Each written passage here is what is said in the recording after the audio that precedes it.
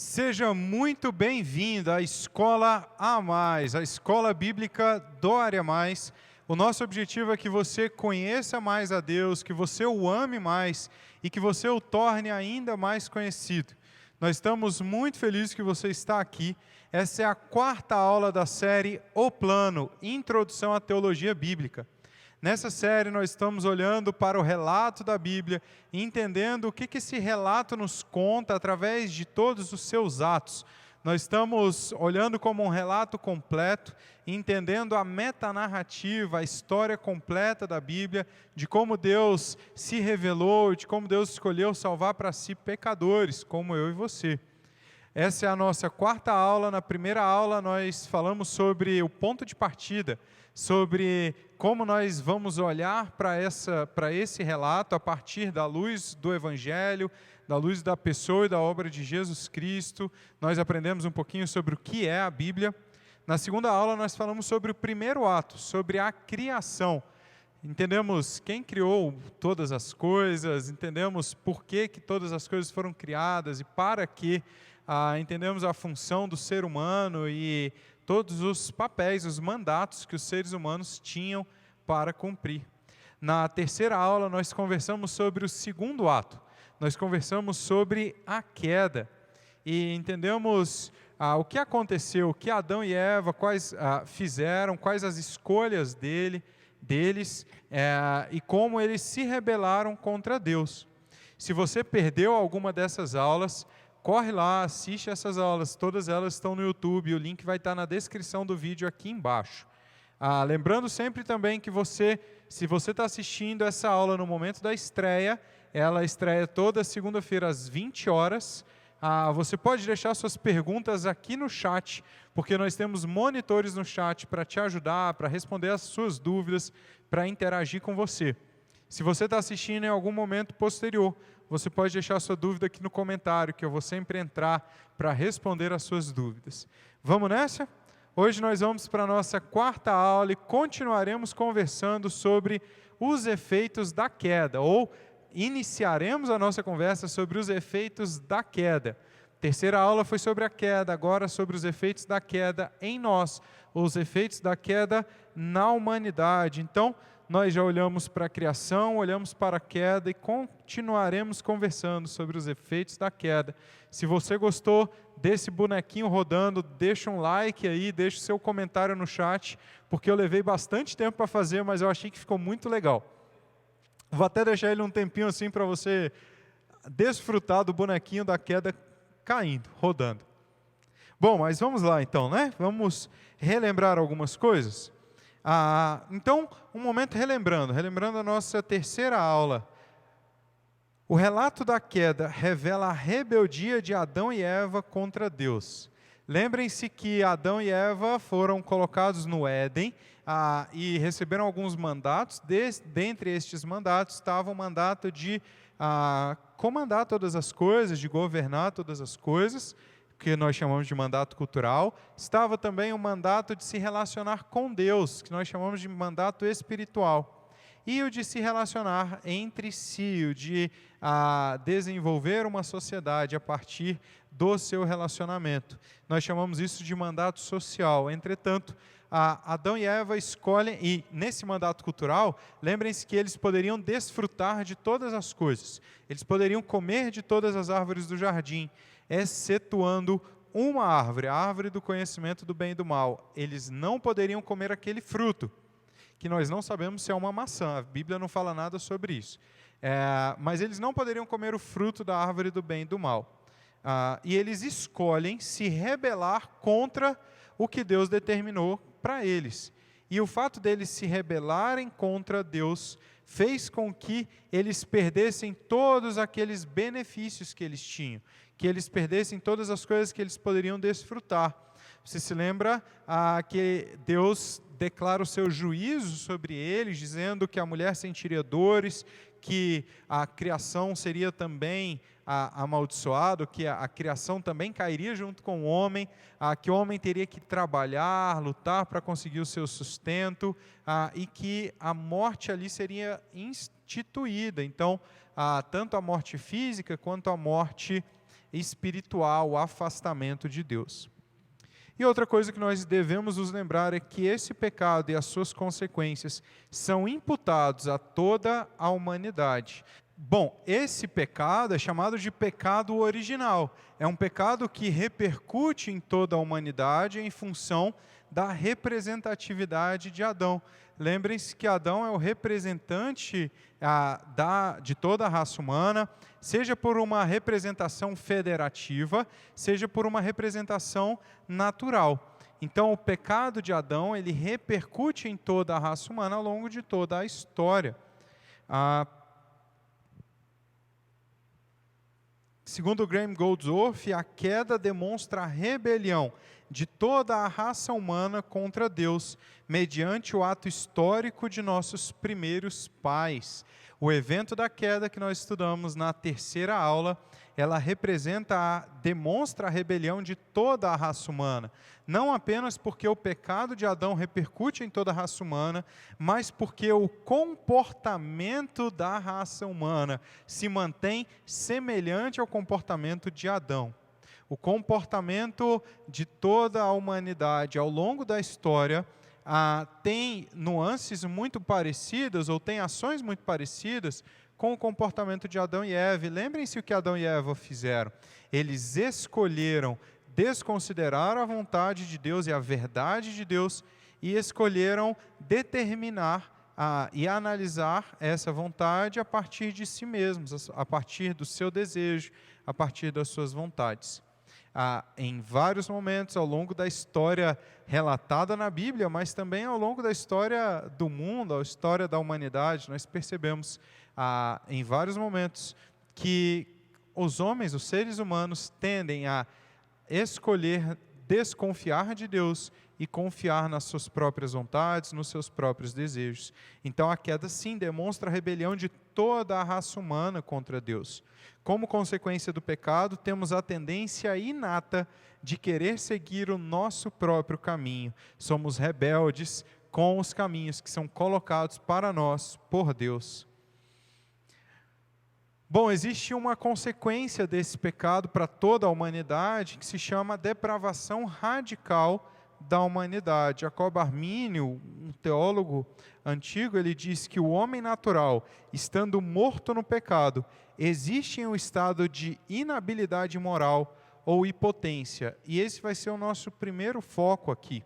Em função da nossa queda, em função da nossa morte espiritual, e lembrem-se que morte espiritual é a perda da comunhão com Deus, o afastamento de Deus. Em função dessa morte, o homem está em um estado de inabilidade moral ou impotência diante de Deus. Isso significa que ele não pode alcançar a Deus sem a iniciativa graciosa do próprio Deus. Que ele não pode se adequar à lei moral de Deus e cumprir toda essa lei moral sem a iniciativa do próprio Deus. Para que haja a reestruturação desse relacionamento com Deus, Deus precisa vir e nos ressuscitar do nosso estado de mortos espiritualmente. Isso foi dito por Jacob Armínio. Somos livres para fazer o que desejamos, mas não para desejar o que é bom. Por causa dos nossos pecados, não desejamos o bem, não desejamos um relacionamento com Deus. E isso que a depravação radical também quer dizer. Nós fazemos sim o que desejamos, nós fazemos sim o que queremos, mas nós não desejamos, não queremos o que é bom.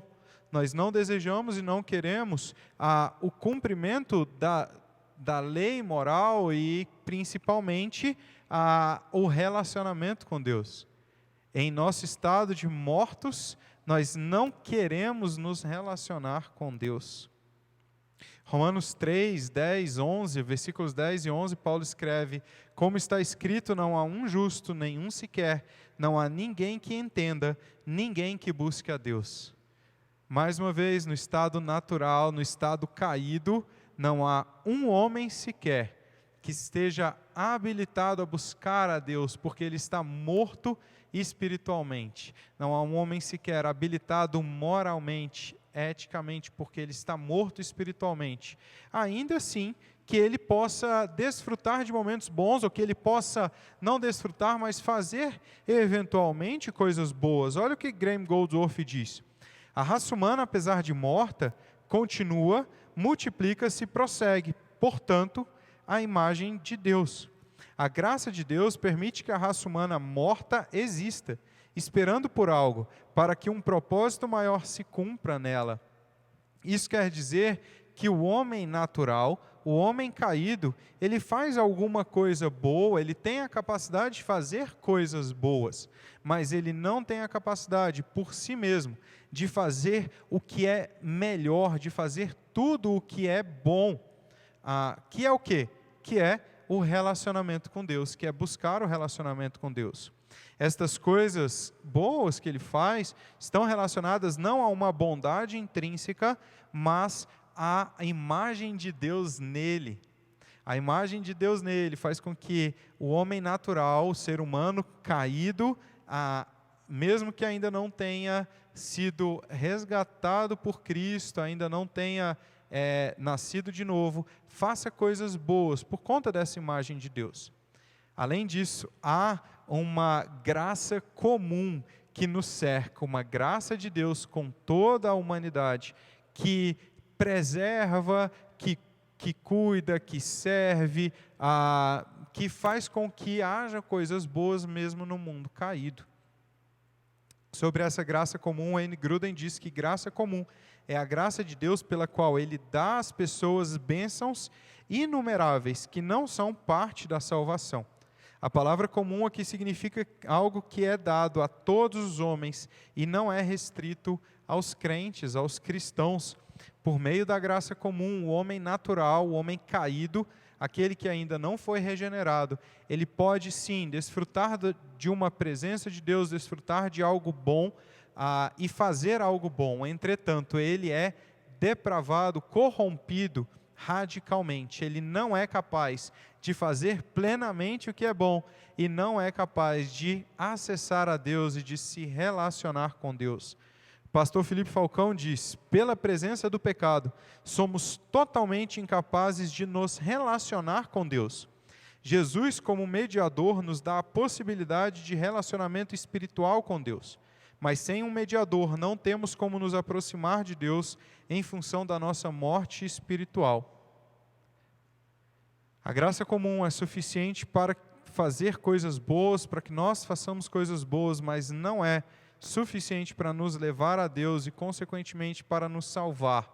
Nós, em função da nossa morte espiritual, somos incapacitados de nos aproximar de Deus, a não ser que Ele faça um movimento nessa direção, a não ser que Ele intencionalmente se aproxime de alguém que está morto espiritualmente. A isso nós chamamos de depravação radical. Mas quais são os efeitos do pecado e, consequentemente, dessa depravação radical nos seres humanos, na humanidade? Em primeiro lugar, há um desfavor divino. Nós falamos sobre a graça comum, que é uma graça que atinge a todos com alguma bondade, é uma graça que ainda preserva a humanidade à espera de algo que irá acontecer, e nós conversaremos sobre isso ainda nas próximas aulas. Mas um efeito do pecado é o desfavor divino. Deus odeia o perverso. Sua ira é uma santa e justa indignação, posto que Ele é plenamente santo e justo. Deus é tão bom, e você se lembra da segunda aula, tão santo, tão justo, que Ele abomina o pecado e, consequentemente, o pecador não regenerado. Por quê? Porque não tem como dissociar essas duas coisas, não é mesmo? Então, Ele odeia o perverso, e a sua ira é santa, justa, ela é boa, é uma ira que é esperada por conta da sua santidade, da sua justiça. Não é apenas a ira de Deus não é um chilique, não é um descontentamento, um faniquito, como dizem por aí. A ira de Deus é uma ira santa e justa contra o pecado. É uma ira de alguém que é plenamente santo, puro, bom, e não suporta conviver com o pecado. Salmo 5:5 diz: o Senhor prova o justo, mas o ímpio e a quem ama a injustiça, a sua alma odeia.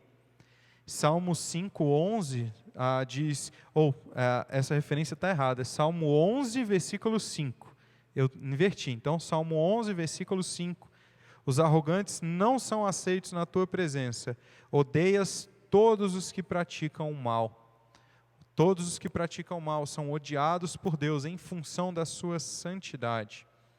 Mas existe outro efeito do pecado na humanidade até hoje, que é a culpa. E essa culpa não se refere a um sentimento ou emoção, mas a um estado legal, a uma imputação legal, jurídica, do pecador diante de Deus. O pecador é então considerado culpado, merecedor da sua condenação, em função do seu pecado, em função da sua iniquidade. Romanos 3:20, eu não estou enxergando. Romanos 1:20 diz: pois desde a criação do mundo, os atributos invisíveis de Deus, seu eterno poder e sua natureza divina têm sido vistos claramente, sendo compreendidos por meio das coisas criadas, de forma que tais homens são indesculpáveis. E Paulo aqui está falando da humanidade, ou dos homens que escolheram, que trocaram a glória de Deus para adorar as coisas criadas, relatando um pecado da idolatria, que na verdade é um pecado que foi cometido por Adão e Eva, a substituição de Deus do lugar onde ele deveria estar, e a adoração a outras coisas, inclusive a si mesmo. Aqui Paulo está apontando para isso, e dizendo que ainda que os homens não conheçam a palavra de Deus, não conheçam as leis, mas o que se pode conhecer de Deus, o poder de Deus, a sua natureza divina, podem ser vistos claramente por meio das coisas criadas, por meio da natureza, por meio da criação. Então, mesmo em função disso, quando os homens escolhem adorar outras coisas que não ao Deus criador de todas elas, tais homens se tornam indesculpáveis, ou seja, se tornam merecedores da condenação. A terceira coisa, então, é a punição. Por meio da justiça retributiva, punitiva, o homem paga pelo que faz.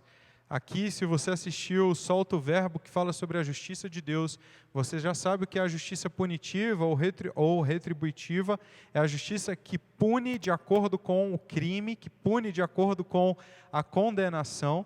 A gente vê em 2 Pedro, capítulo 2, versículo 9, dizendo: vemos, portanto, que o Senhor sabe livrar os piedosos da provação e manter em castigo os ímpios para o dia do juízo. Chegará o dia do juízo, e aqueles que não forem justificados, e nós conversaremos sobre isso mais para frente, eles enfrentarão a justiça divina, a punição de Deus. Além disso, há uma quarta consequência do pecado para a humanidade hoje. Então anota aí comigo, o que eu já falei? Eu já falei das consequências do pecado, do desfavor divino, já falei da culpa e já falei da punição de Deus. Uma quarta consequência, que nós já conversamos, inclusive na última aula, é a morte. Nós hoje estamos sujeitos à morte física, a morte do corpo, né? A morte espiritual, ou seja, a morte, o afastamento de Deus, uma vida sem comunhão com Deus, que é como a morte, e a morte eterna, que é o afastamento definitivo de Deus a partir do dia do juízo, a partir do julgamento. Todas essas consequências do pecado, elas vão gerar perversões dos nossos relacionamentos.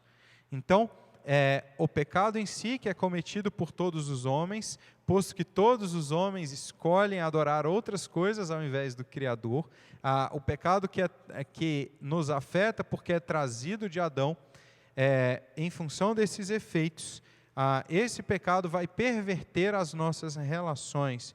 E é para isso que nós vamos olhar agora. A queda envolveu mudanças radicais em 4 áreas, é o que diz Franklin, o teólogo brasileiro Franklin Ferreira. Quais são essas 4 áreas? A primeira área que foi afetada é a área epistemológica. O que é a área epistemológica? A área do conhecimento, da formação do conhecimento. O homem agora não pensa de forma razoável como caberia a alguém criado à imagem e semelhança de Deus. Lembrem-se que essa racionalidade, esse traço da imagem de Deus em nós é um traço exatamente da imago Dei.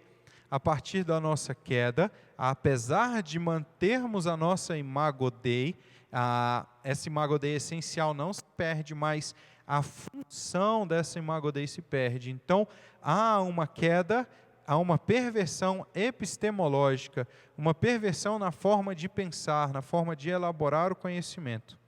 Mas há também uma perversão ontológica, uma perversão existencial. O homem é corrompido em quem ele é, de modo que todas as percepções são afetadas pelo pecado. Essa perversão existencial, ela muda a sua relação, porque há uma perversão da compreensão de quem ele é.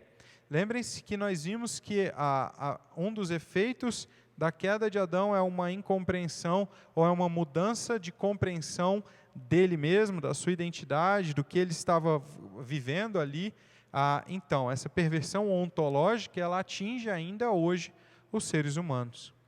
Em terceiro lugar, há uma perversão ética, há uma perversão da moralidade, uma corrupção da moralidade. Isso é muito fácil de se olhar para a humanidade e perceber, né? A moralidade hoje não é a compreensão moral, o comportamento moral já não é mais, na verdade, é completamente pervertido, isso é fácil de se perceber. Essa moralidade já não é mais fundamentada na lei moral que existe em nós, em função da imago Dei, mas também não é fundamentada nas leis de Deus, nas leis propostas por Deus. Essa moralidade agora é entendida a partir dessa corrupção do pecado como uma convenção social, como uma escolha do próprio homem.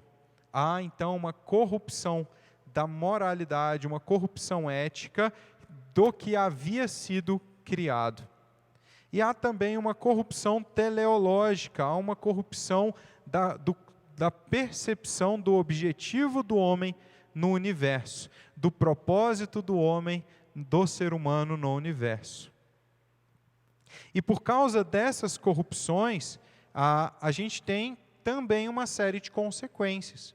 Por causa da queda, houve uma ruptura das relações perfeitas entre a humanidade e Deus, entre o homem consigo mesmo, individualmente, a humanidade entre si, uma corrupção social, e da humanidade com a natureza, com o restante da criação.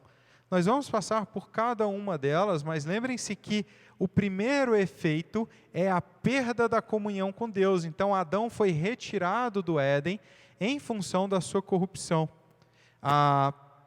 O homem consigo mesmo, então, houve uma corrupção da percepção do homem com ele mesmo, da sua identidade, do seu propósito, da humanidade entre si, das relações sociais e da humanidade com a natureza.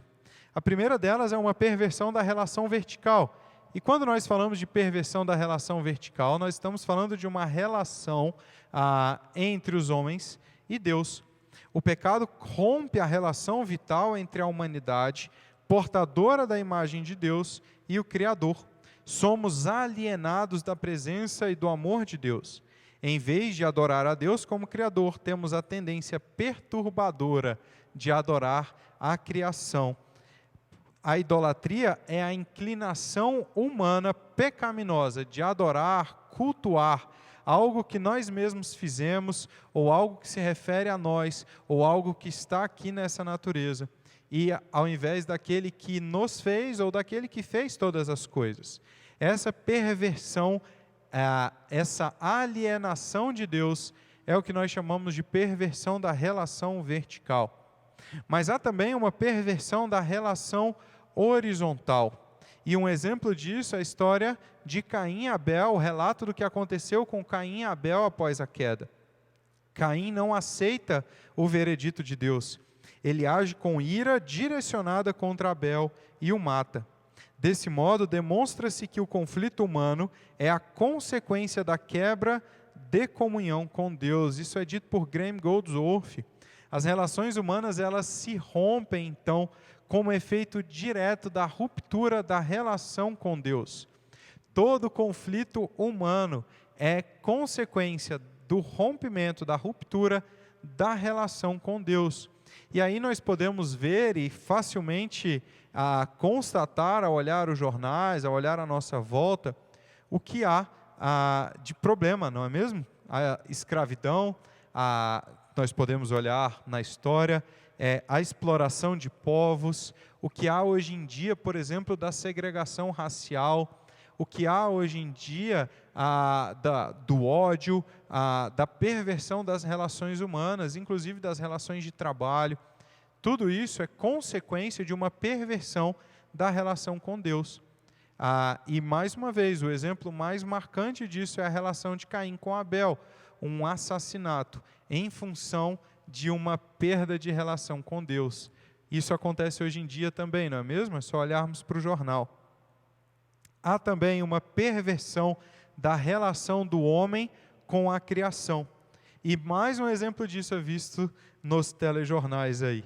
Falei telejornais, pareci velho agora, né? Telejornais. Você consegue ver isso no Twitter, no Globo.com, no Globo.com vou fazer propaganda não. Você vê no Twitter e no Facebook, no Instagram, que é mais moderninho para a gente que é jovem. Então, a perversão da relação com a criação é vista, por exemplo, na crise ecológica. A crise ecológica reflete a determinação humana de explorar as dádivas de Deus em busca de fins pessoais, ao invés de cuidar delas e mantê-las como administradores. Lembrem-se do mandato cultural. Deus coloca o homem no jardim do Éden a fim de gerenciar toda a criação, de cuidar de toda a criação. Entretanto, a partir da perda do relacionamento vertical, da corrupção do relacionamento com Deus, o homem também tem corrompido o seu relacionamento com a criação. E aí a criação deixa de ser cuidada e passa a ser explorada. O conceito de mordomia da criação fica de lado, ou a prática da mordomia com a criação fica de lado. E a criação passa a ser explorada com objetivos pessoais. Arruinamos nossa relação com o meio ambiente. Em vez de cuidar, exploramos a terra para satisfazer as nossas vontades. Mas não há apenas uma perversão das relações, há também uma perversão de quem somos em função da escravização do pecado. Escravo do pecado, nós? Como assim, Felipe? Explica um pouco melhor isso. Martim Lutero diz que a vontade escravizada tem algum poder de escolha, mas é escrava do pecado, não podendo escolher a Deus. O homem escolhe o que deseja, mas deseja o mal. Essa é uma citação de Martim Lutero. O que ele quer dizer com isso? Quer dizer que o homem, as vontades do homem, em função da depravação radical que nós conceituamos lá no início da nossa aula de hoje, o homem se torna escravo do pecado. Ele passa a não conseguir escolher mais o bem. Isso não quer dizer que ele não faz o que ele quer. Ele faz o que ele quer, ele faz o que ele deseja. O problema é que ele deseja o mal. Ele passa a ser escravo dos desejos pecaminosos. Ainda que ele lute contra isso, sem alguém para redimi-lo, sem alguém para libertá-lo dessa escravidão, ele continuará escravo desses desejos pecaminosos. Isso hoje em dia, a gente está falando dos desejos pecaminosos de hoje, da pornografia, do adultério, da mentira, do egoísmo, todos esses pecados que vocês podem ver aí ao seu redor, e pecados que vocês podem ver analisando a própria vida. Sem Cristo Jesus, todos são escravos do pecado. Isso quer dizer então que nós não temos culpa?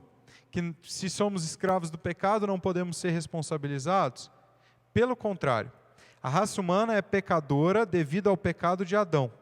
Entretanto, quem peca ainda é responsável pelo seu pecado. A culpa de Adão é imputada sobre a raça humana, mas os homens são responsáveis por seus atos pecaminosos. Ainda que a culpa de Adão seja imputada sobre nós e nós sejamos escravos do pecado, o ato de pecar é responsabilidade do homem. Somos todos responsáveis pelo nosso pecado e devemos então ser culpabilizados por esse pecado. O pecado nos afeta de forma completa, segundo o teólogo brasileiro Iago Martins. O pecado nos afeta de forma completa, de modo que nos impede de entender as coisas espirituais. Mortos espiritualmente, precisamos de uma ação sobrenatural de Deus, que, pela graça, nos conceda fé e salvação. Como é então que esse pecado de Adão repercute em nós até hoje? Resumindo a aula que nós acabamos de ter, essa aula curta de hoje, nós então somos inabilitados espiritualmente, inabilitados de alcançar a Deus, de olhar para Deus e se relacionar com Deus. E essa perda dessa relação, ela gera uma série de consequências. A inabilidade de se relacionar com Deus, a depravação radical, vai gerar consequências nessas relações horizontais, vai gerar consequências nas nossas relações com a natureza.